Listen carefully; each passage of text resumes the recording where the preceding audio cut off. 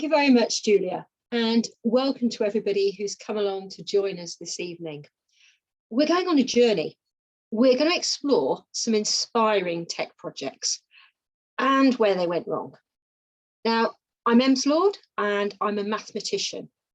Ever since I was a very young age, I've been absolutely fascinated by the ways that we can work with numbers. And that fascination has led to my interest in the different strategies and approaches we can use and why sometimes we get things wrong. And how we might avoid some of those mistakes in the future. So sit back, enjoy our journey, and let's explore some of technology's most expensive mistakes together. Now, whenever we think about doing a new tech project, there's three key factors I think are essential for it to be successful. You might disagree with me on these, but these are three that I've come up with. Now, the first one, to achieve your ambition, you've got to have an idea, a plan, a vision. So tech projects need to be ambitious. So whatever we're going to look at this evening, it's an ambitious plan. That's number one. However, having ambition is just not enough. As you're very well aware, any project then needs to be funded, well funded. So you have your idea and then you have your funding. And in many cases, people think that's it, sorted. Got a great idea. I've got the money to do it. Off we go. However, when we look into why some very high profile tech projects have just gone horribly wrong, there's something that's common, a thread that goes through all of these ones where it's just gone horribly wrong. And it's that something which I'm fascinated by and I look at in my research. And that's number sense. Now, it might surprise you that when we're talking about high-tech projects, we're talking about number sense. But let me share a little bit about what it is I mean, because it's a term you may not have come across before. But number sense is something I reckon you're probably using every day, even if you don't realise it. Whether you're deciding whether your car will really fit into that last remaining space in the supermarket car park, or you have to go all the way around again till there's a larger one. Or you're filling the basket once you've got in the supermarket and trying to remain within that budget you've set yourself. What you're actually doing is using your number sense. It's about having a feel for numbers. And for me, that goes beyond knowing your times tables and the number bonds that we teach when the children are at primary school. It's not that they don't need to know them, but in order to use numbers well in everyday life, we have to go a little bit further and have that feel for them, to be able to play with them confidently. And using our number sense, it lets us make sensible estimates, such as will our car fit in that space, and to check our answers. So what about some everyday examples of number sense that we might come across? Well, there we go. There's a mountain bike. I love mountain biking, so it's an obvious choice to share with you. Now, if I was to ask you how much you think a mountain bike might cost, I'm sure we'll get a huge range of answers. But if we're just looking for an everyday mountain bike, one that would take us to the supermarket once we've realised it's really hard to get that parking space that fits, or we want to go out for a Sunday afternoon ride, how much would it cost? An everyday mountain bike? I'm thinking maybe 150, maybe 200. How about if we bought 6 of them? Okay, that's a very excited bike shop owner. We've just gone in and ordered 6. I'd expect to get a discount. Now, there was a situation recently where somebody did go and buy 6 mountain bikes, and the deal they got on them was just under £1,000. They paid £984. That was the agreed invoice. That certain person or that certain company was Tesco's. So Tesco's ordered 6 mountain bikes for £984, and they ordered them from Sports Direct. What could possibly go wrong? Well, the mountain bikes were delivered, no problem at all. and the invoice was paid. You'd think, again, no problems. However, when somebody in the Tesco accounts department was checking their invoices that had been paid, they realised the bill wasn't for £984 that they'd paid. They'd mistakenly paid £984,000. That's quite a price hike on the mountain bikes. It was simple human error. Somebody typing in the number had got it wrong. But why do mistakes like that happen? After all, if you were working at the sports company and somebody pays you all that money, what do? Do you give it back? Do you keep it and hope they learn next time? This particular incident went to court papers. It all got settled in the end. But how do we avoid errors like that? And sometimes it's about valuing our number sense, no matter what it is we're doing. So if we're the person processing the invoice, sometimes just saying, does that make sense? There's a wonderful maths educator called Margaret Brown who's done a lot of research in this area about calculations in context. Now, how about when we think about it in the context, not of a bill of 984,000, but a bill for 6 mountain bikes? When we do that, we tend in our own everyday lives to make less mistakes. So that's a low-tech example of why it matters to keep an eye on and value our number sense. But we're here tonight to go on a journey and explore where number sense has led to some disastrous mistakes with very high-tech projects. So without any further ado, let's see the contenders for our top 5.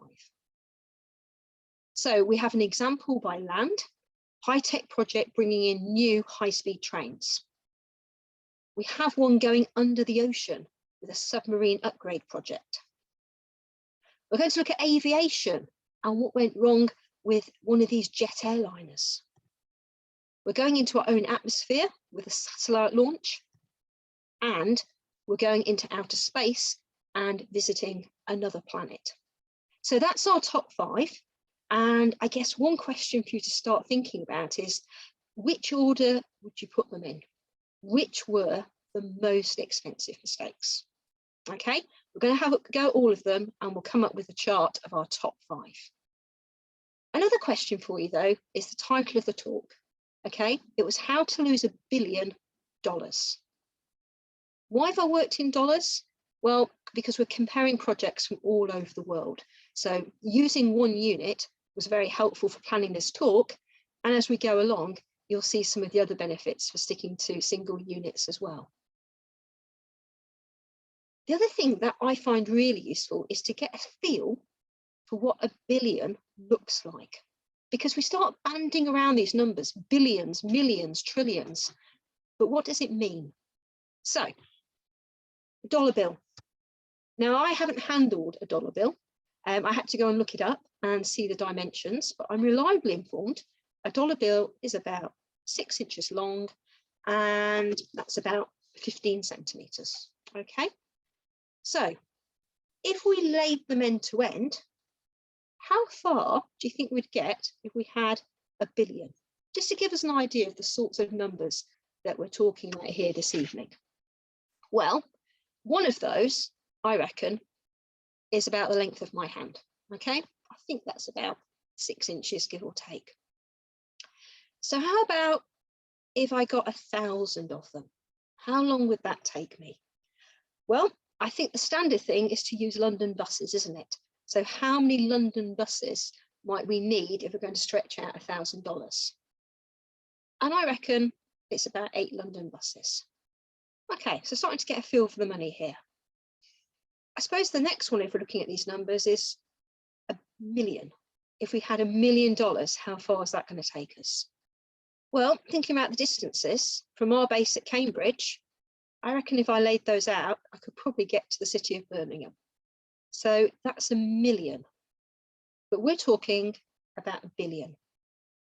So how far is that going to take us if $1 million gets us from Cambridge to Birmingham? Well, how about circumnavigating the globe? And how about doing it 4 times? So we're not talking small amounts of money here. We're talking huge. So 1 billion is a massive investment in any project. These high-tech projects, they need ambition, they need funding, and I argue they need the number sense. We need to value that. So back to our top 5.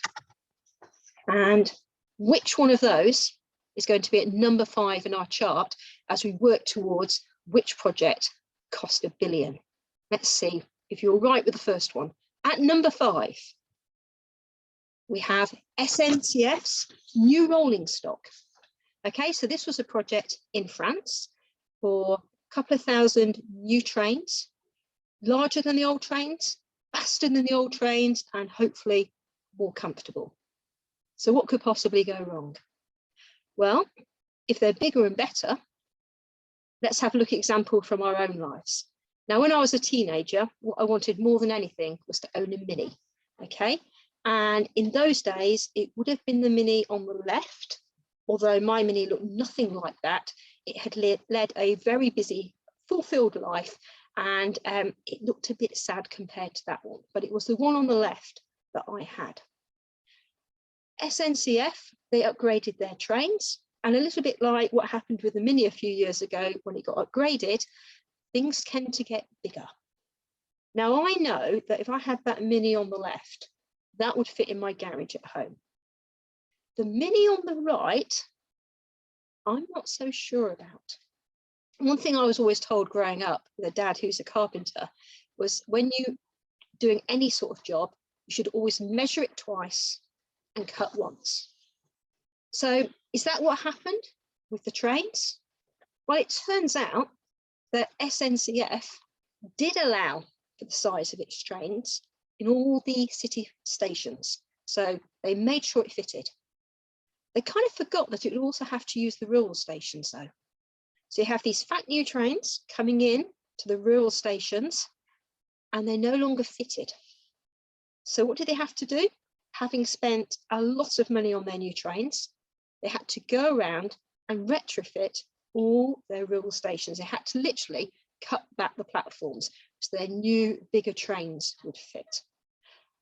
What did that cost? What did that oversight about somebody just standing back and thinking, do you know what? These trains look a bit bigger. Do you think they're going to fit into our stations?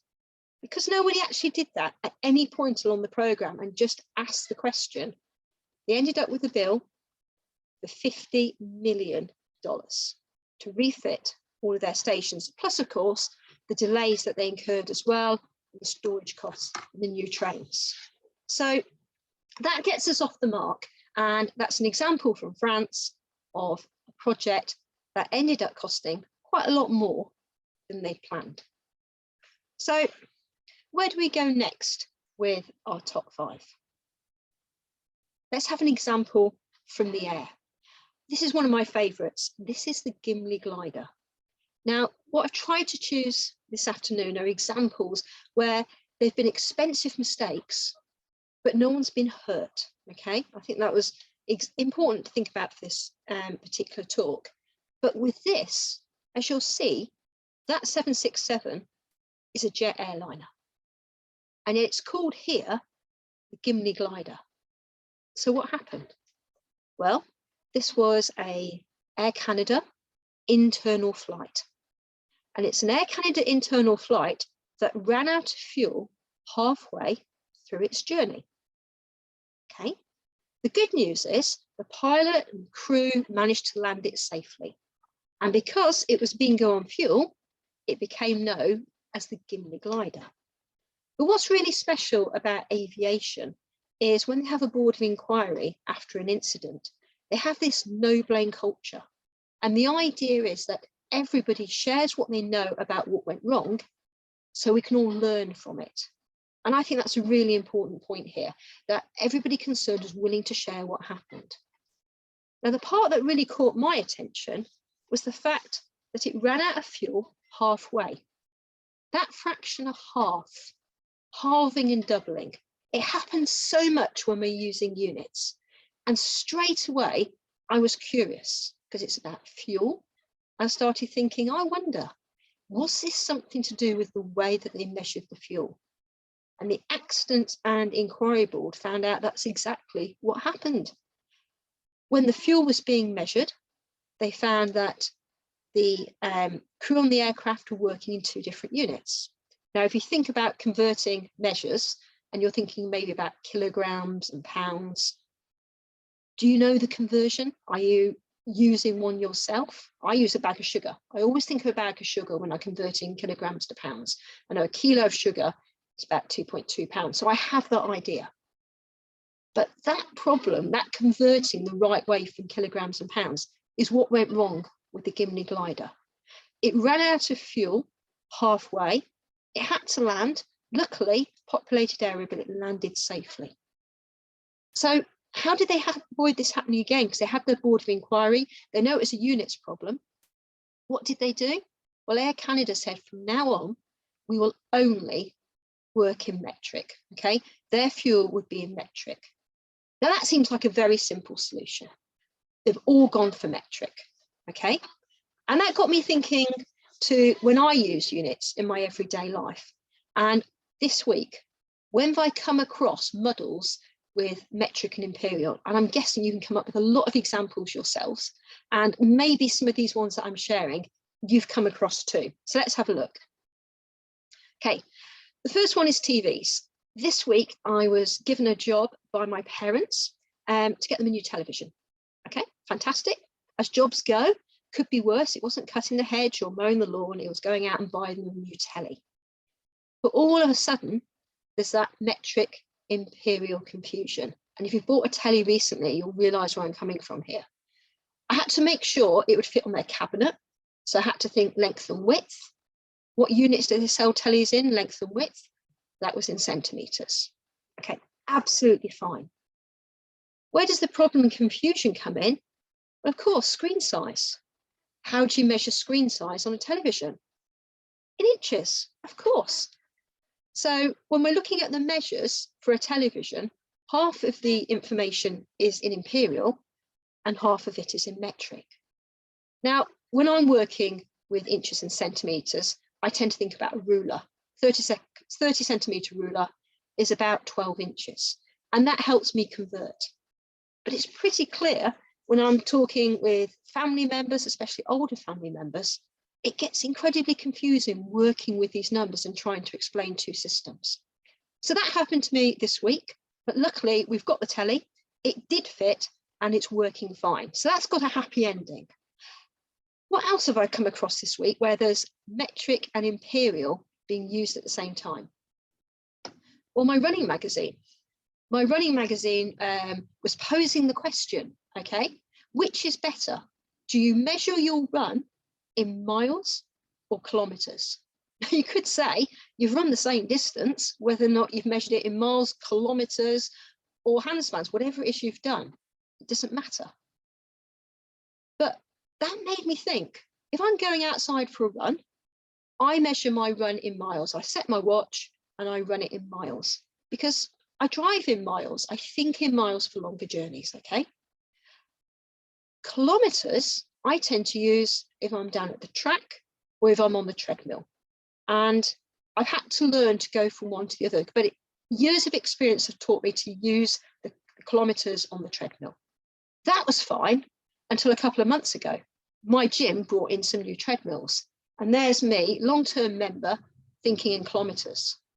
You can guess what happened. The company delivered them and they were set up in miles. And there's me trying to do a speed session. Cue one evening, marking up a little card with all my conversions on. So next time I went in the gym, I'd get my times and my distances right. That worked well for the last couple of months. This week I went back in the gym and I put my figures in, I start running, and I'm basically going nowhere. What had happened? Yeah, you guessed it. Somebody had been on and changed the miles to kilometres. So the numbers I was typing in, I wasn't actually going that fast anymore. And I had to think back to my old system. So televisions, working both, treadmills, and if you do races, if you do a park run 5K, it's about 3 miles. We use both systems, even though we're talking about a run or a television. Speaking with a friend, another member at the club who works as a midwife, she was telling me this week about the metric muddles where she works. because when they deliver a baby and they're asked to record its weight, they record it in metric, they record it in kilograms. And she said she has yet to have a family ask her to convert it into imperial. They get asked every single time. You know, it's lovely how many kilograms they are. Thank you very much. What's that in real money? Because the whole family want to know and want to be able to compare it to the other generations. So we have this metric muddle. We have it with televisions, we have it with treadmills, we have it from the very first day of our lives. And it's not something that's going to go away. But one thing we can do is have that idea, that feel for the numbers ourselves, to be able to change the kilograms to pounds and be able to talk in that language so we avoid some of these mistakes.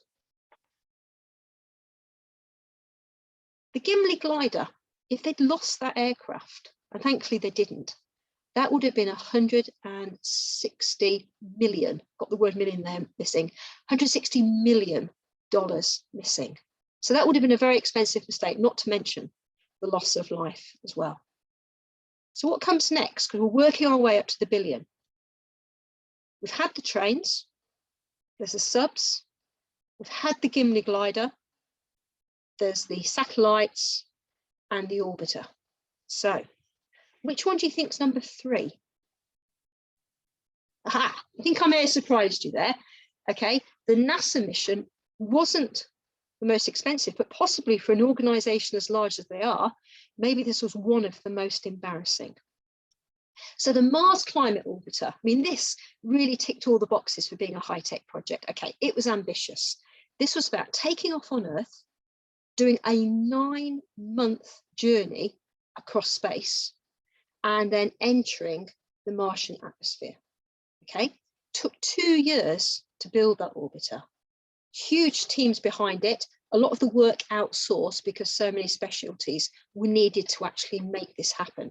So this was a massive investment of time.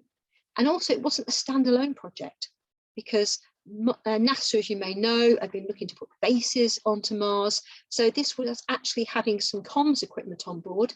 And the idea was when it got to Mars, it would go into orbit and be able to support comms for future missions. Okay, so this was a huge program. If we're looking at the costs of setting up, and this is in 1998 costs, so it'd be even more now. Okay, you're looking about 200 million to develop the resources for the orbiter. Launch costs, nearly $100 million. And then the mission cost during that 9-month journey that it took to get to Mars, about another 43 million. So we really are talking an ambitious, huge project, massive government funding from the US government. It launched okay, did the journey to Mars okay. Where it went wrong was when it got there. You know, the bit that you think it's going to be fine at. You've launched it fine. That's the bit that people worry about. It's done that fantastic journey. It got to Mars, and that's where it went wrong. Because when it got there, that's when you have to get your thrusters sorted. You've got to get yourself into the orbit. And guess what happened? The same problem that I had on a different scale when I was using the treadmill the other day, and I'm muddling up my metric and imperial. It turns out that the engineers who are working on this thruster system, they're working in imperial. So they were measuring things in pound seconds. NASA, in contrast, well, they were working in metric and they were working with Newton seconds. The thing was, the problem was spotted. It was spotted long before takeoff, 9 months before this thing burnt up in the atmosphere. It was spotted, and 2 employees apparently submitted the paperwork to their bosses and said, "We've spotted a mistake." Did anybody act on it? Well, yes, but not in the way you're expecting. The form was looked at and it was basically sent back because the form hadn't been filled in properly. So somebody did spot it, but it wasn't followed through. And it comes back to that responsibility we all have, what Margaret Brown says about putting into context and looking at the numbers. Do they make sense? And having that responsibility for checking and sharing the information, just like with the mountain bikes as well. flagging up when something doesn't look right. Having that number sense, it's almost like an intuition. Now, again, Mars mission is a flight mission, that no blame approach. The inquiry board reported on what happened. And yes, they had made some arithmetic mistakes. But when the board reported, it was interesting, the conclusions that they drew. So I've taken a comment here from their report card. And it said here, the problem, it wasn't the error. It was the failure of NASA's systems engineering, the checks and balances to detect the error. That's why we lost the spacecraft. Because no one's perfect. We all make mistakes. But it's about being professional enough to go back and check them and to take that responsibility when somebody gives your team the information, that you don't just take it at face value. You sit down and you check it yourself. And that was NASA's conclusion, because the actual problem seemed to happen with an external contractor. That external contractor didn't get the blame. NASA took the blame because it wasn't checking things carefully.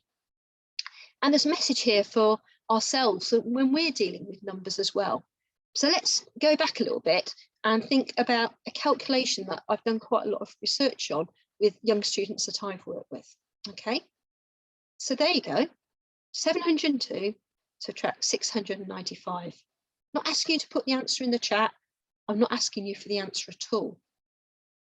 I've got a different question. How confident are you that your answer is correct? If you had to give your answer a score out of 10, 0 being rather less confident than if you gave it a 10, saying you're certain you're right. Just by doing that and asking how confident you are, researchers such as Colin Foster up at Loughborough University have found that that buy-in can really help with us getting increased accuracy in what we're doing. So putting things into context can help. And also, how confident are you? And when somebody asks how confident are you, did you go back and just check it, just to make sure that you got it right, so you could give yourself the 10 out of 10. Now, when I've given this question to older primary children, year 6s, just before they take their SATs and they're about to go off to secondary school, when I've given them this question and I've asked them, did you check your answer? Do you know what's lovely about them? They all nod and say, oh, yes, yes, miss, I checked that. Yes, definitely checked it. So I follow it up with a question and just said, can you tell me how you checked it? And when I asked them that second question, tell me how you checked it, that's when it becomes interesting. First off, some of them admit, well, actually, they didn't. They just knew I was going to ask, so they said yes. Others, they'd written it as a vertical calculation, 702 take 695 vertically, and they just checked the numbers were in the right place. They'd done an admin check, but some of them had actually added the numbers rather than subtracted it. If they'd put it into context, that might not have happened. If I'd asked them how confident they were, maybe they would have checked it. The ones who tended to get it right, they were the ones who actually counted the difference. And there were some, not many, who were doing estimating. They were using the number sense and saying, look, that's about 700, 702. I'm taking 695, it's about 700. It's near. Those children who were looking at the numbers and using their number sense were tended to be more accurate than the ones who used the written method. And that's what I really think about when I'm thinking about number sense. It's having different ways to do a calculation and knowing the best way of doing it. So having those checking skills is what NASA found was so important and was missing from their employees. But it's something that we can do in our own lives. But it's not easy, because the way we're taught at school and the calculations that we're given to then develop that sense of checking. Now, this is from 1945. It's from a research paper that I was looking at, and it's a teacher asking the class, is the teacher's working out correct? And this just blew the minds of the class. They were so shocked that the teacher could actually question the teacher's work rather than the student's work. The question was strange to them. They went silent. So I think that's a really important message, that valuing checking and modelling checking and checking each other's work is just so important. But perhaps we don't do enough of it if a whole class falls silent when they're asked to do so by their teacher. So are we any better as adults? Well, at the weekend, if you think that far back before we had the snow this week, at the weekend it was gorgeous sunny weather. And I've got a garden chair, a little bit like that. It's a green one, it's very comfortable. And I bought it online. Turns out I was quite lucky, not with the weather. A sunny weekend is always a blessing, but we can't guarantee them. But when it arrived, it was the size that I was hoping for.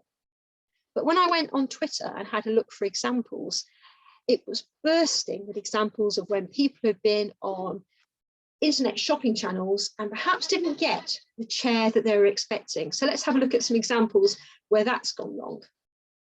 There we go. This looked like a fantastic, comfortable chair. However, always read the description while shopping. A little bit smaller than she was expecting. And I love this example. They ordered the chairs and they were meant for toddlers. Just shows it can happen to any of us, but checking and using your number sense, because sometimes smaller items can actually be more expensive. They can be harder to make. So the price doesn't always give it away, but having a feel for the numbers and the sizes is absolutely crucial. So we've had the examples of the trains that were too wide, the Gimli Glider that ran out of fuel, and the Mars orbiter where there was the metric muddle. So that leaves us with two expensive mistakes. So the question is, which one is at number 2? Done the train, we've not had the sub, aeroplane done, there's the rocket and NASA. So the second one is Ariane 5. Ariane 5 obviously replaced Ariane 4, and we've got an example here from the European Space Agency, and we've just had the example from NASA. So what went wrong with Ariane? Well, it's a very different mistake than happened with Mars. For starters, the Mars mission did take off successfully and travelled for 9 months. Ariane 5, well, I can't measure its journey in months or weeks or days or hours. I can't even measure it in minutes. It turns out that the voyage of Ariane 5, the first voyage, lasted all of 37 seconds. After 37 seconds, it had turned 90 degrees and was falling rapidly towards the Earth. What happened?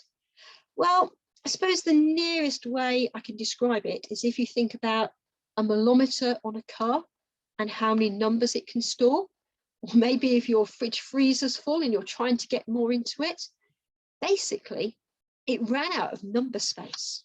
So let's see what that looks like. Okay, I had a Mini a bit like that. In fact, I think mine was probably in worse condition. Fuel gauge didn't work. It only gave me a reading for the top half. So I used to have to remember when I'd filled it up and try and work out my mileage. The brakes weren't much use either. And the manometer, the odometer, well, that had been round the clock. So this is the car I dreamed of, the manometer I dreamed of, because that one's got delivery only mileage. My car didn't have that, but it was a well-loved vehicle. And if you're used to seeing these things, obviously the numbers turn over. So after 1,000 miles, it would look like that. And when I was a young driver and I did my first 1,000 miles, my parents marked it with a little badge to say, yes, you've done from your first 1,000 miles, well done. My car had done a lot more than that, but it had survived my driving, so that was good news. What's the largest number you can get on there, do you think? Where does it get full, the maximum? There we go.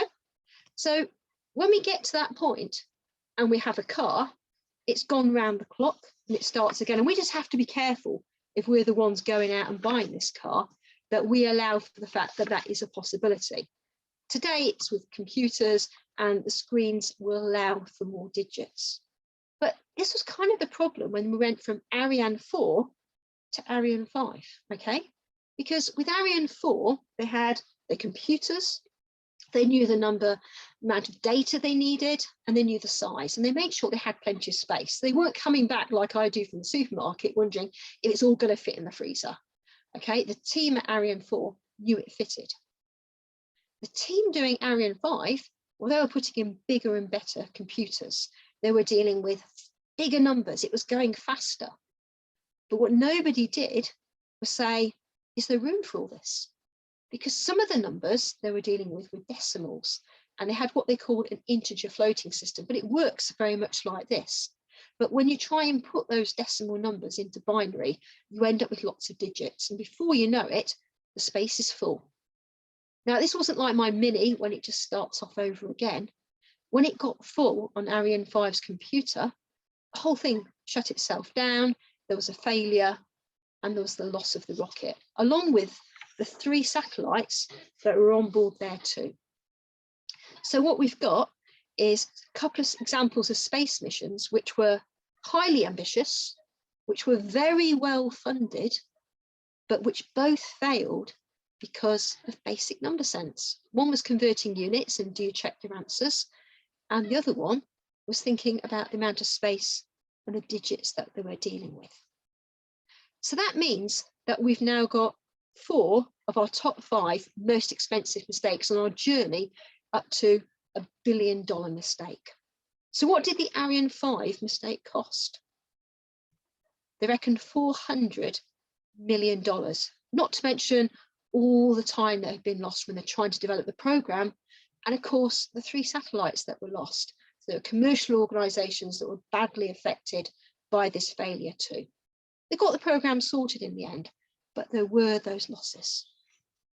So that means we've got one project left, one high-tech project that was ambitious, that was well funded, but it failed due to number sense. And what's really special about our number 1 is not only does it break that $1 billion bracket, not only does it do that, but also there are not 1 but 2 examples of number sense failing the project.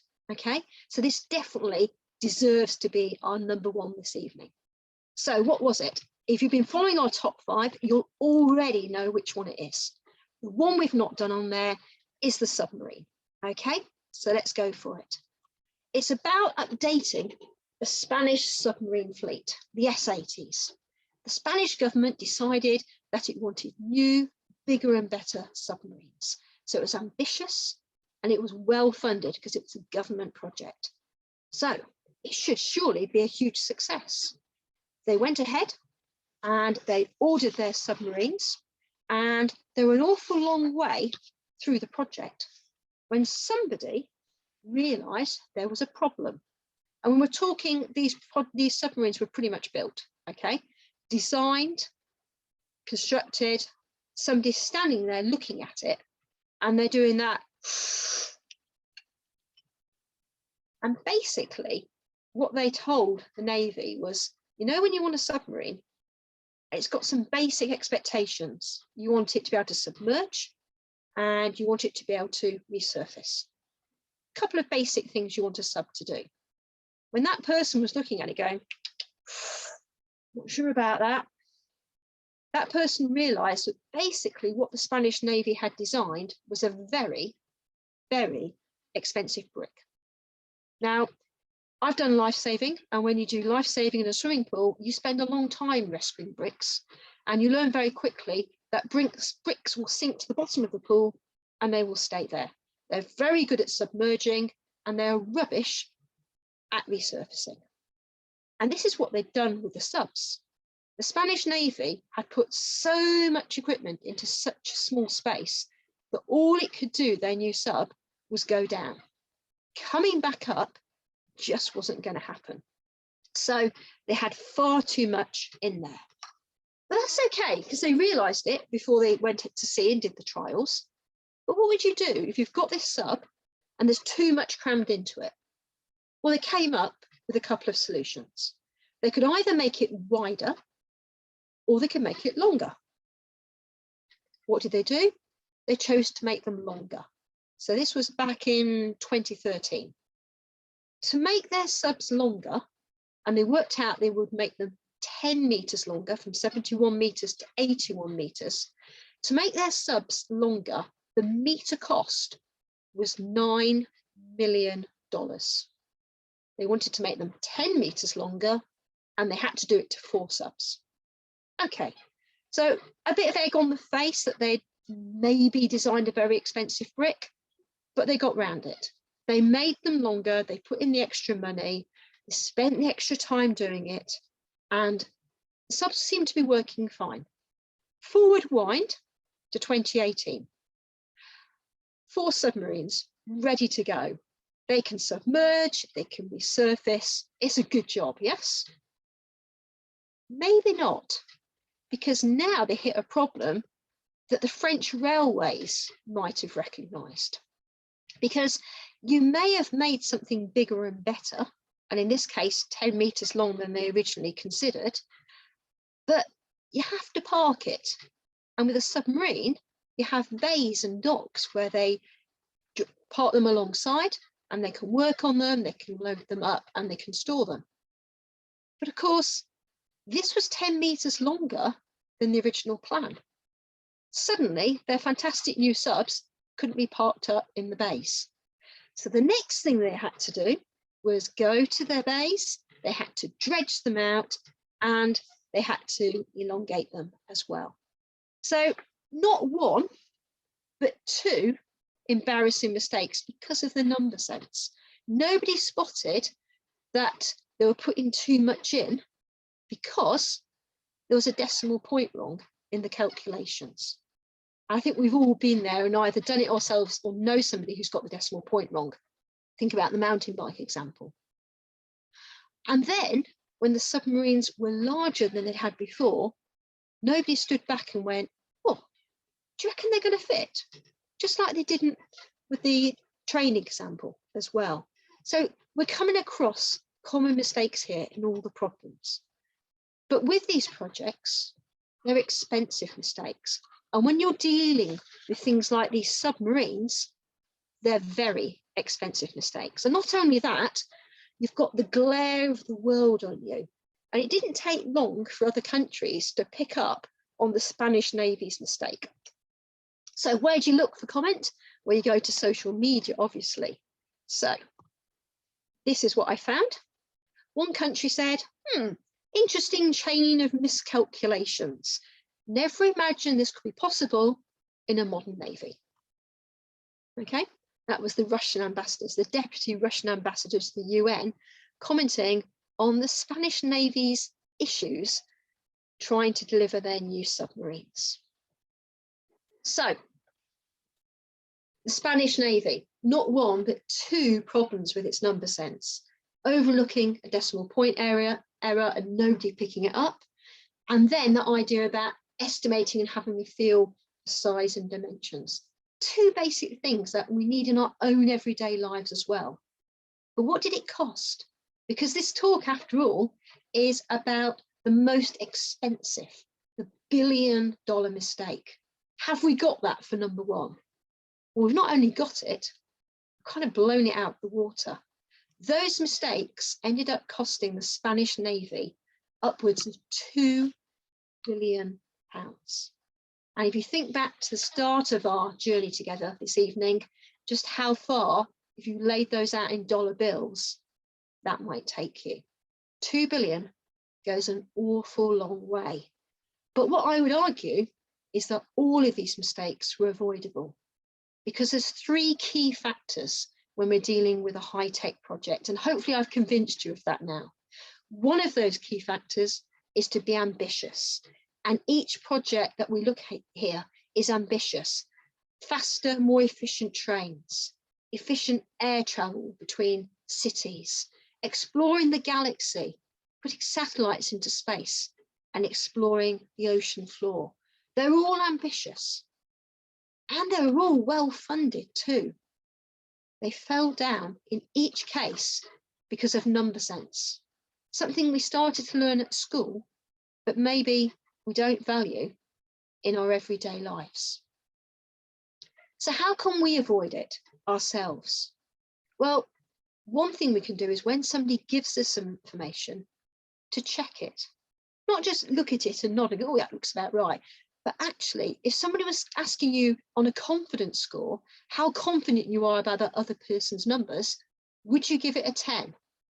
Or would you go back and just have another look at it. No, before you cut that piece of wood, before you buy the new car and try and fit it in the garage, how confident are you? Because one thing we find is young children, if we're not careful, they'll use the method they've been most recently taught and ditch the others. But those other methods can give them a way of checking. So it's not a question of you've learned something new, forget the old.